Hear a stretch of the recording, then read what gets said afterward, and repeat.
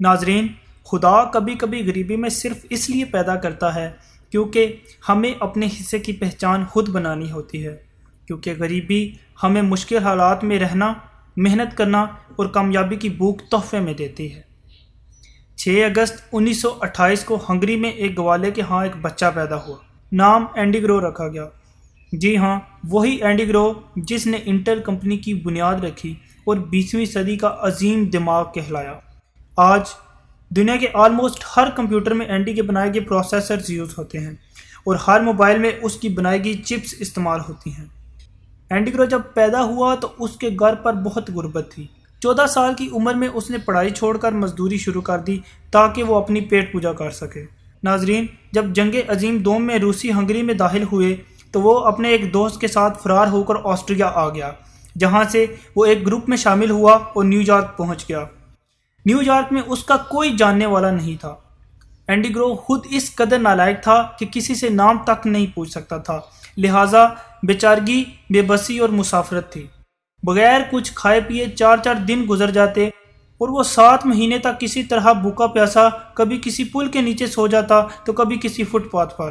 1957 میں اسے ایک بس کنڈکٹر کی نوکری مل گئی۔ اینڈی گرو اس کنڈکٹری کی جاب کرتے ہوئے خود کو بہت خوشحال سمجھنے لگا کیونکہ اس کی ضروریات ان 7 مہینوں کی وجہ سے نہ ہونے کے برابر ہو چکی تھیں، اور یہ تحفہ اسے ان 7 مہینوں کی مشکل کے بعد ملا۔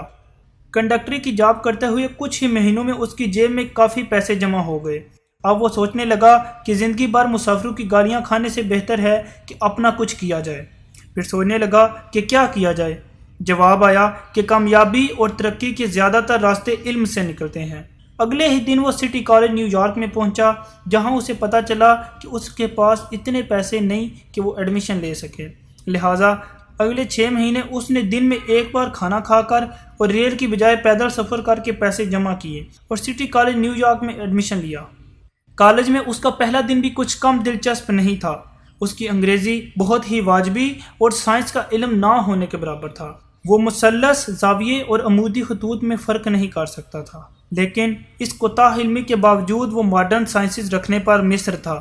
جب اس کا اصرار ضد بن گیا تو پرنسپل نے اپنے ساتھیوں سے یہ کہتے ہوئے اسے ماڈرن سائنسز رکھنے کی اجازت دے دی کہ اگر ایک 2 فٹ کا بونا 10 فٹ اونچی چھلانگ لگانا جائے تو ہم اس کو کیا کہہ سکتے۔ پرنسپل کا وہ فکرہ اینڈی گرو کے دماغ کے ساتھ چپک کر رہ گیا، لہٰذا آنے والے دنوں میں جب بھی وہ نوٹس بناتے بناتے تھک جاتا، کتابوں پر سر پٹخ پٹخ کر زچ ہو جاتا اور نا حل پذیر فارمولوں سے الجھ کر بور ہو جاتا، تو اس کے اندر سے ایک آواز آتی کہ اگر ایک 2 فٹ کے بونے کو 10 فٹ اونچی چھلانگ لگانی ہے تو اسے یہ سب کچھ تو کرنا پڑے گا، لہٰذا وہ دوبارہ سر جھٹک کر کتابوں میں غرق ہو جاتا۔ بونے اور چھلانگ کی یہ ترکیب پی ایچ ڈی اور اس کے بعد جب بھی زندگی نے اس کا راستہ روکا اس کے کام آئی۔ ناظرین، 1964 کی ایک رات اینڈی گرو اپنی گرل فرینڈ کے ساتھ ایک تھیٹر سے نکلا اور دونوں ڈرامے کے مقالے دہراتے ہوئے فٹ پاتھ پر چلنے لگے۔ فٹ پاتھ پر ٹن کین اور فاسٹ فوڈ کے ڈبے بکھرے پڑے تھے۔ اینڈی نے ایک ٹن کین کو ٹھوکر ماری اور اپنی گرل فرینڈ کو مخاطب کر کے بولا، سویٹ ہارٹ، تم جانتی ہو میں کیا بننا چاہتا ہوں؟ ایوا نے نفی میں سر ہلایا۔ اینڈی بولا، دنیا کا سب سے بڑا آدمی۔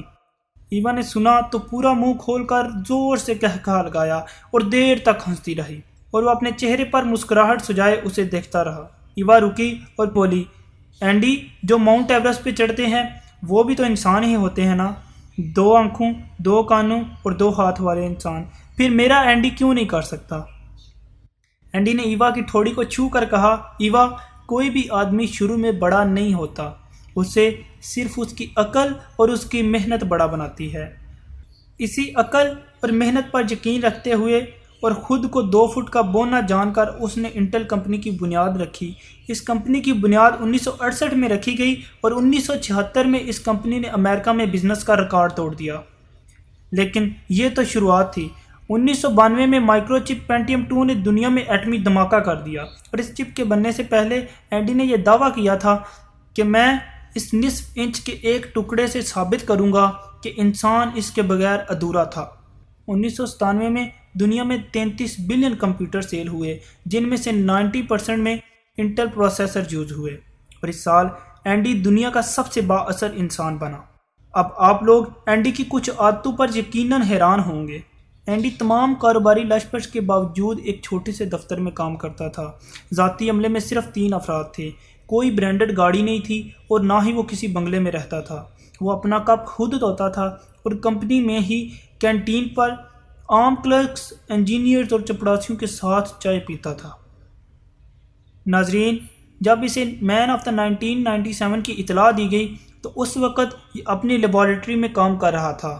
ایک پل کے لیے رکا، چشمہ اتار کر میز پر رکھا اور ایک ادھورا سا سانس لے کر بولا، ٹھیک ہے لیکن ابھی میرا کام مکمل نہیں ہوا، جاتے ہوئے دروازہ بند کر دیجیے گا، میں کام میں خلل پسند نہیں کرتا۔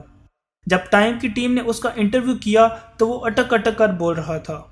اس کے لہجے میں ہنگری کے دیہاتیوں کا گنوار پن تھا۔ وہ جب پینٹیم 2 کا نقشہ اٹھانے کے لیے مڑا تو خاتون صحافی نے اپنے ساتھی سے پوچھا، کیا واقعی یہی اینڈی گرو ہے؟ اینڈی کے حساس کانوں نے یہ سرگوشی سن لی۔ اس نے مڑ کر خاتون صحافی سے مخاطب ہو کر کہا، madam, Andy Grove man of the 1997 اپنی زبان کی وجہ سے نہیں بلکہ اپنے کام کی وجہ سے بنا ہے۔ 1997 میں جب Andy man of the year بنا تو ٹائم کی ٹیم نے اینڈی گرو کی سٹوری چھاپنے کا فیصلہ کیا، جس کے لیے درجنوں صحافی اینڈی کی جستجو میں لگ گئے۔ تو اس کے اسسٹنٹ جان ڈائر نے ایک صحافی کو کہا کہ واٹ اے ٹپیکل باس ہی از، آپ کو قتل تک معاف کر دے گا پر کام میں کوتاہی، وقت کا ضیاع اور دوران ڈیوٹی فضول گپ شپ کی کوئی معافی نہیں۔ اینڈی آج زندہ نہیں پر دنیا کو اس کے دیے گئے پیغامات زندہ ہیں کہ سخت حالات انسان کو جینے کے سب سے اچھے طریقے سکھاتے ہیں۔ صرف عقل اور محنت سے ایک 2 فٹ کا بونا بھی 10 فٹ اونچی چھلانگ لگا سکتا ہے، وہ بونا جسے مثلث، زاویے اور عمودی خطوط میں فرق تک پتہ نہیں تھا۔ والسلام۔